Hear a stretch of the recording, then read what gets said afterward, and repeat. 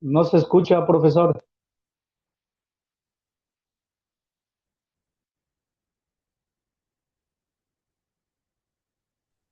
A ver, ¿ahí me escuchó? Sí, ya se escucha. Bien, una disculpa.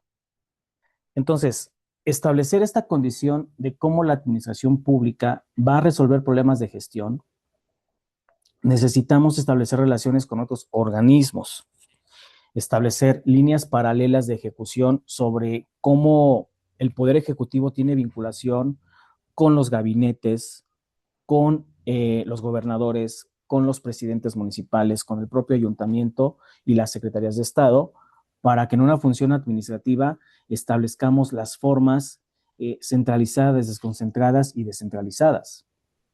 Desde el punto de vista formal, la administración pública también tiene una relación directa con el Poder Ejecutivo Federal y que desde el punto de vista formal está considerada como un órgano gubernamental del Estado al servicio del Poder Ejecutivo. Pero entendásemos que no todas las funciones de administrar corresponden exclusivamente a las empresas o en su defecto al gobierno como tal, sino que también la propia Constitución no puede dejar de lado este elemento de satisfacer mediante facultades y obligaciones del presidente de la República los satisfactores necesarios para que nosotros entendamos que las empresas necesitan surtir líneas paralelas para ¿cómo les diré? Para poder llevar los asuntos del país. Obviamente la Constitución Política establece en sus artículos 89 al 93 la parte direccional de la administración pública. Ajá. Y desde luego que desde el punto de análisis, el punto de vista material es considerado que toda actividad de la administración pública no es considerada ni legislativa ni judicial, porque va a tener las siguientes funciones: actos de realización jurídicos materiales, pero principalmente administrativos; prestación de servicios públicos; producción de bienes y servicios para satisfacer los bienes colectivos que hacen a la sociedad en general, ¿sí?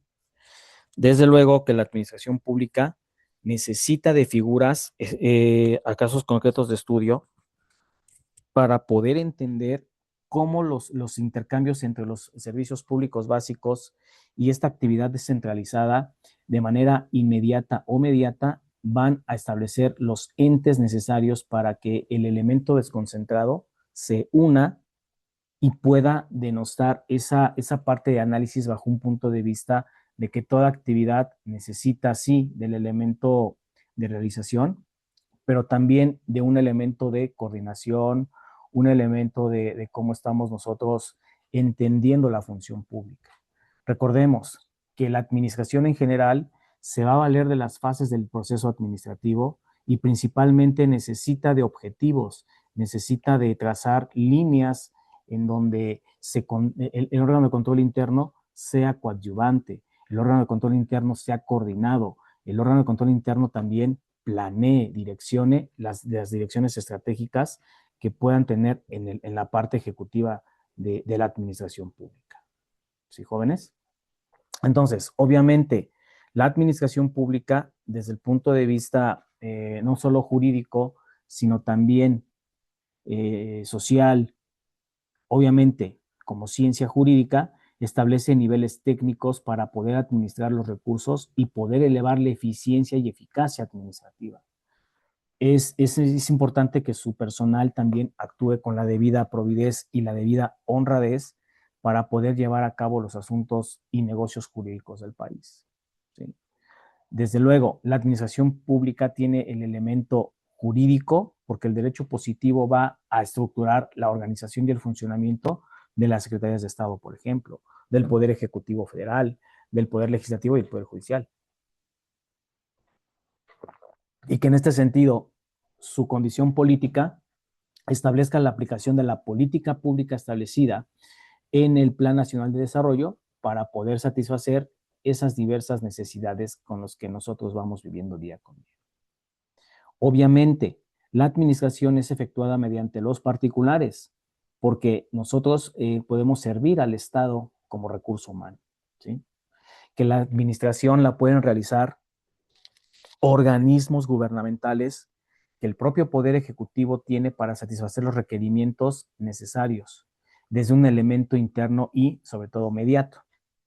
Que la administración que realice el Poder Ejecutivo es llamada administración pública porque es el órgano más inmediato respecto a qué? Respecto a la satisfacción de necesidades del órgano titular y principalmente porque de la administración pública externa, el órgano ejecutivo solamente va a estar en el cumplimiento de la satisfacción de las necesidades básicas.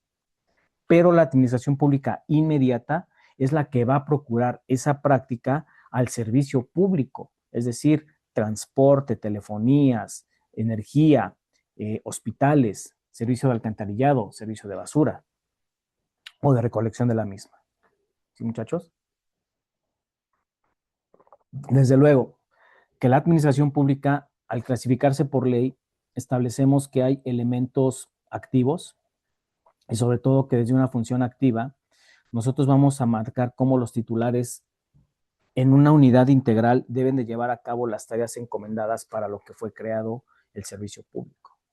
Que desde luego, en acorde al poder de nombramiento, sea el presidente de la República quien ponga en su papel a todos los funcionarios de la administración, incluidos los del gabinete, los de la Consejería Jurídica de la Presidencia. ¿Sí? Obviamente, en esta condición, el poder de mando dará esa facultad de acción a los órganos superiores con relación de los órganos inferiores para establecer mecanismos de productividad.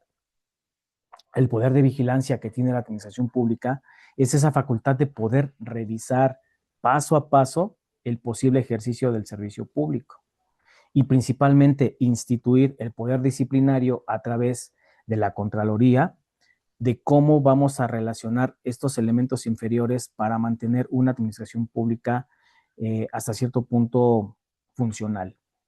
¿Sí? Nosotros vamos acorde a que el poder de revisión tiene esa facultad activa y sobre todo con la competencia. ¿Por qué? Porque esa función de revisión tiene la encomienda de proveer los insumos necesarios, pero también vigilar que los administrados no seamos lesionados, que no haya violaciones a derechos humanos. Obviamente, de aquí se van a desprender estos elementos necesarios del poder público para poder marcar las directrices y las diferencias en cuanto a esta función contenciosa de la existencia de tribunales administrativos que solucionen esas controversias que tiene el Estado con los particulares, que de manera directa establezcamos la competencia integral en cuanto a la constitución política y sobre todo que sean sus organismos centralizados y las empresas de participación estatal quienes conduzcan los negocios principales del país. Necesitamos que la administración pública desde su elemento indirecto sea la que realice a través de los organismos descentralizados esta parte de la administración de empresas y de participación paraestatal. ¿Por qué? Porque desde un órgano primario constitucional,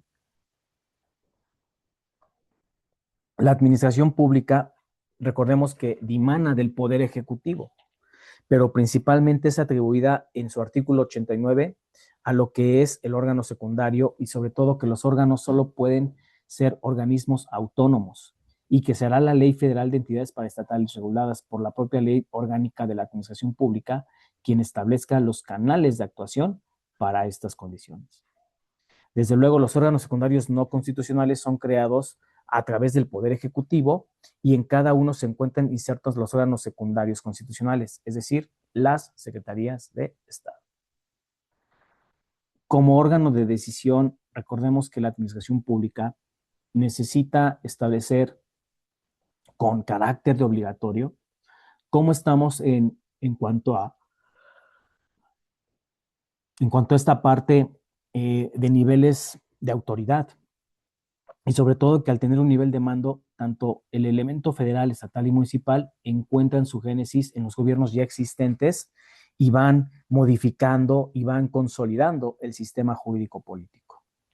El órgano de ejecución, desde luego, necesita mucho de cómo el apoyo de auxiliares van a permitir que la realización de las funciones sean tendientes a no incurrir en actos de autoridad arbitrarios.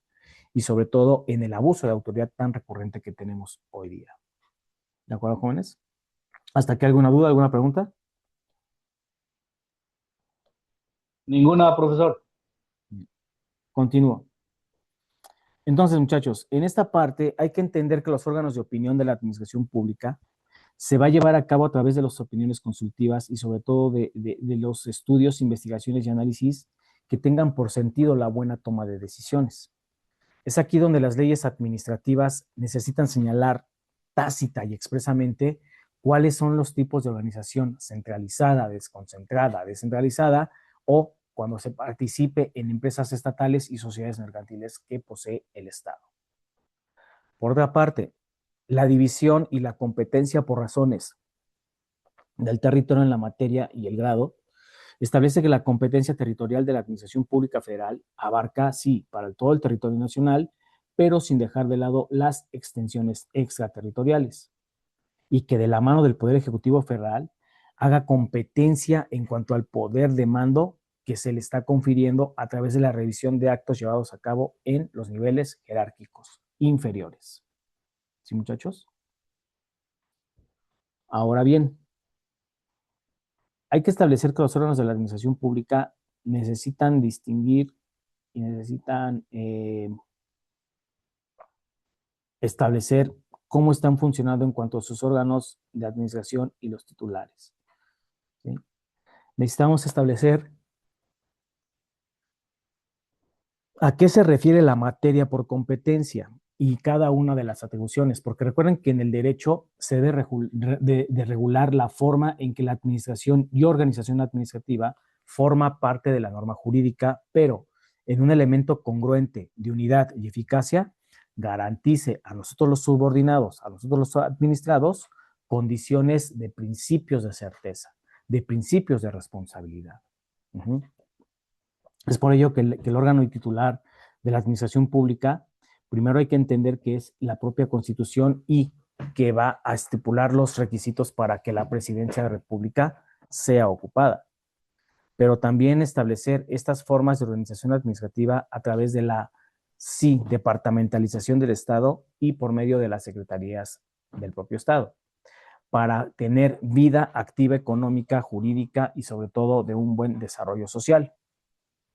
Es decir, que nosotros a través de la centralización y la descentralización vamos a entender por qué jerárquicamente se es necesario simplificar estructuras y sobre todo que surjan nuevas formas de organización administrativa en la llamada desconcentración administrativa. Obviamente la descentralización se va a referir a aquellos organismos dotados de personalidad jurídica y patrimonios propios, pero que a su vez son organismos autónomos. Es decir, que no dependen directamente del presupuesto de egresos de la Federación del Poder Ejecutivo. ¿Me explico? Entonces, su participación debe ser mínima porque en esta transferencia limitada de atribuciones se necesita el control de los órganos centrales y sobre todo que en un elemento medio la administración pública debe de ampliar los poderes decisivos con control de los órganos centrales. Obviamente, nosotros establecemos que el Poder Ejecutivo Federal necesita, sí, de las instituciones para que en una máxima transferencia de poderes, las decisiones totales alcancen a lo que es la vida útil de nosotros los ciudadanos. ¿Sí? Mencionar que nuestra organización descentralizada tiene una técnica muy, muy eficaz y sobre todo autónoma en cuanto a ciertas instituciones. ¿De acuerdo? Ahora bien, por otra parte, nosotros estamos estableciendo los caminos adecuados, asertivos, de cómo hacer crecer la vida útil del país a través de las estructuras, no solo de los poderes de la Unión, sino también de las formas en que se va a organizar el aforo, pues, de los funcionarios públicos. Tal es el caso de la organización administrativa descentralizada, centralizada y desconcentrada. ¿Sí?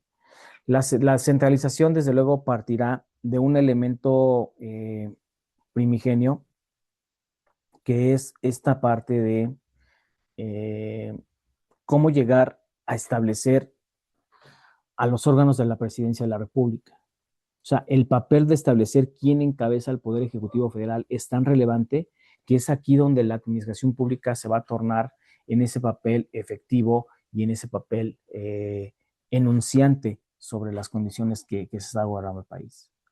Desde luego, las facultades del presidente de la República como jefe de Estado y de Gobierno van acorde al sistema jurídico mexicano y sus instituciones, pero también que el presidente ya en otro sentido establezca cómo vamos direccionando las facultades del artículo 89, que en su facultad de jefe de Estado expida al Congreso de la Unión leyes y reglamentos para observancia exacta y de manera general, que también nombre libremente a los secretarios de despacho, que nombre a los procuradores o fiscales de justicia, que nombre a los agentes diplomáticos y embajadas en este país. ¿Sí? Desde luego, que permanezca con la aprobación del Senado de la Comisión Permanente a los coroneles del Ejército Mexicano, de la Fuerza Armada, de la Fuerza Aérea y de lo que es la Marina. Disponer en la totalidad de la Fuerza Nacional para los mismos objetivos en los términos que provienen el artículo 76 en su fracción cuarta. ¿Sí? Por eso la centralización debe de estar bien estructurado bajo el mando unificado y directo del titular de la Administración Pública Federal. Es decir, que estas unidades administrativas de modo directo de la presidencia vayan a ser actos tendientes a que sean unidades de apoyo y de asesoría, que en casos de frecuencia e importancia naturaleza jurídica atiendan bajo una estructura unificada y sobre todo delegada para ejercer el servicio de la carrera pública. Obviamente la presidencia tiene una consejería jurídica y esta consejería necesita estar considerada en la Ley Orgánica de la Administración Pública Federal. ¿Por qué? Porque desde su sentido jurídico son los asesores del presidente. Desde la tarea del consejero jurídico, brindar apoyo técnico al presidente de la República resulta otorgarle esa derivada de actuación en cuanto a poderes y facultades. ¿Sí me explico? Entonces, parte de todo esto es que la Secretaría de Estado, desde una acepción general, tenga ese asunto para atender las condiciones de la presidencia y del propio pueblo, del propio país. ¿Por qué? Porque ninguna secretaría en sí goza con personalidad jurídica propia, sino que es en la representación del funcionario público quien tiene las obligaciones de establecer esa diferencia entre los secretarios y los ministros. ¿Sí? Entonces, en esta condición, nosotros vamos a establecer que las secretarías de Estado aparecen como organismos no de control, sino de competencia para que el estudio de la administración pública a que se dedique ese órgano público entienda el enfoque que se le tiene que dar a los 32 estados de la federación en cuanto al cubrimiento y cumplimiento de las necesidades y obligaciones. ¿Sí? Que por otro lado, en un sistema de jerarquías, entendásemos que la descentralización o desconcentración, mejor dicho, establece esa modalidad como en el modelo francés de las líneas paralelas a cómo nosotros vamos entendiendo estos sinónimos de delegación de poderes. Desde luego, necesitamos de la administración en cuanto al desarrollo social. La SEDATU es una secretaría que provee programas sociales para personas de escasos recursos o con recursos limitados. La Secretaría de Economía, que establece negociaciones de carácter internacional, pero también de carácter comercial, que vigile el cumplimiento de sus temas normativos de calidad, que la Secretaría de Educación Pública vigile los planes y programas de la Ciudad de México, pero también de las 31 entidades federativas que hacen este país. ¿Para qué? Para establecer una educación hasta cierto punto gratuita, que el educando desde los primeros niveles continúe educándose en los sistemas gratuitos del país. ¿Sí? La desconcentración, desde luego, necesita del sistema de organización de jerarquías, pero va a ser un vértice para que los grados inferiores evoquen ese órgano de posición a la cúspide, es decir, que se refiera a la distorsión o atribución propia de la competencia. Por eso la desconcentración administrativa consiste en un traslado parcial de ¿qué, muchachos? De la competencia y el poder decisorio con el que el superior jerárquico estableció esa parte, ¿sí?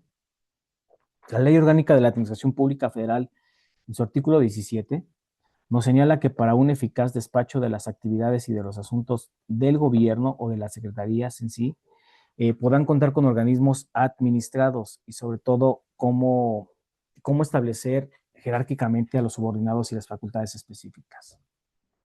Dentro del campo de la descentralización, pues desde luego establecer que la descentralización es una forma similar y con controversia de los entes de la desconcentración. Pero en este tema, las reglas comunes en cuanto a la administración pública nos dicen que el derecho administrativo va a referirse a una estructura de juego, a una estructura de naturaleza de los propios órganos, y que sea el derecho positivo mexicano quien en esa extensa lista de regulaciones comunique y continúe los asuntos principales y generales del país. Que las normas relacionadas con la función pública acorde a la descentralización cumplan los mecanismos expresados y necesarios, pero también que den auge a los reglamentos, decretos y, hasta cierto punto, acuerdos presidenciales. Obviamente, para ello las cuestiones de administración, de regulación, de la propia función pública, necesitan establecer orden común y sobre todo que ellos están al servicio de nosotros los ciudadanos, ¿sí? La descentralización viene a ser esta parte de local de los órganos de gobierno, independientemente de la circunscripción territorial que ellos pertenezcan. ¿Por qué? Porque es competencia que el Estado también se le llame provincia, entidad, departamento, municipio o bien distrito. Aunque en la actualidad recuerden que ya no existe un distrito federal. Este fue suprimido de la figura de la administración pública por ahí del año del 96, cuando Cuauhtémoc Cárdenas Solórzano hace todo un ejercicio de participación ciudadana para poder ganar la primera elección al jefe de gobierno en la Ciudad de México.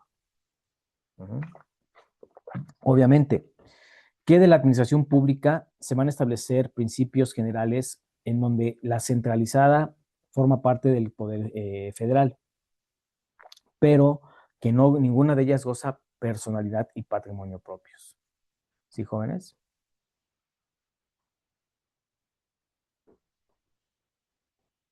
Ahora, en esta condición, las normas relacionadas con la función pública se tienen que regir bajo el manual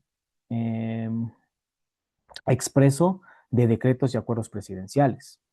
Se tienen que entender que estos decretos y expresiones presidenciales va a solicitarse la suspensión de garantías cuando lo requiere en términos del 29 constitucional, que desde sus elementos orgánicos, todas las unidades con estructura jerárquica puedan ser responsables para los negocios jurídicos a los que fueron creados, establecer condiciones naturales de cómo van a sectorizar a la función pública. Desde luego que las reglas de administración en las unidades mencionadas compartan un sistema interno y externo, pero que a su vez sean vigilados por los elementos de contabilidad gubernamental y los archivos que queden en custodia. ¿Por qué? Porque nosotros también entendemos que los órganos administrativos intermedios es una forma de administración pública administrativa. Y principalmente que cuando existan órganos con gran variedad, los negocios atienden a las necesidades de las comisiones, sobre todo intersecretariales, ¿sí? Entonces, el Consejo de Ministros, desde luego, también es muy poco observado aquí en este sistema, pero le vamos más a la condición de gabinete, en donde esta descentralización vamos a manejarla desde un punto de vista dinámico, desde un punto de vista en ahorro de pasos, desde un punto de vista en las condiciones del ejercicio público cotidiano. La forma de organización establece que el Poder Ejecutivo y sus secretarías tienen un poder público, una personalidad jurídica y una autonomía jerárquica para satisfacer las necesidades, ¿sí? Actualmente, pues sí, la administración paraestatal tiene como ciclo rector los puestos y sobre todo que al eliminar más trámites solucionas el tiempo de horas hombre para poder atender a un ciudadano. Que el funcionamiento del Registro Federal de Trámites con cada dependencia establezca a los órganos centralizados y descentralizados sobre algunas paraestatales que producen su propio producto sin incluirlo. Obviamente, que nosotros establezcamos esta línea paralela de cómo la desconcentración administrativa tiene ventajas de concentración, porque al establecer estas ventajas de concentración, la autonomía concierte a quién, a la administración paraestatal. Recordemos que descentralización y desconcentración no son lo mismo, pudieran ser sinónimos, pero en los casos del poder central, ambos casos se transmite o se transfiere las funciones del Estado a determinados casos y sobre todo la organización de organismos que estén fuera de la relación jerárquica del poder central, es decir, organismos de segundo plano que estén sujetos al poder jerárquico. ¿De acuerdo, muchachos? Desde luego, vamos a entender que la función pública tiene que marcar un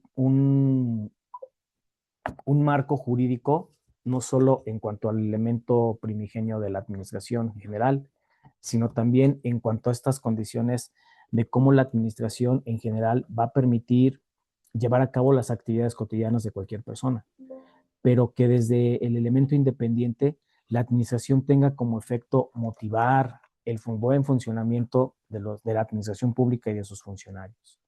Que desde este concepto los estudiosos del derecho hemos dedicado una definición completa para entender que el contenido esencial que le corresponde a la actividad funcional del Poder Ejecutivo es esa gestión transparente, inmediata y permanente que los estados al servicio de las instituciones necesitan cubrir las satisfacciones generales de la sociedad principal y lograr objetivos concretos, precisos y sobre todo realizables. ¿Sí, muchachos? ¿Hasta aquí alguna duda, alguna pregunta? Profesor, disculpe, Sí, eh, por ejemplo, los órganos internos de control se pueden catalogar como un órgano descentralizado de cada secretaría. es correcto, porque finalmente partimos de la centralización que es la Secretaría de Estado y su órgano desconcentrado a lo mejor pudiera ser la SEP, ¿no?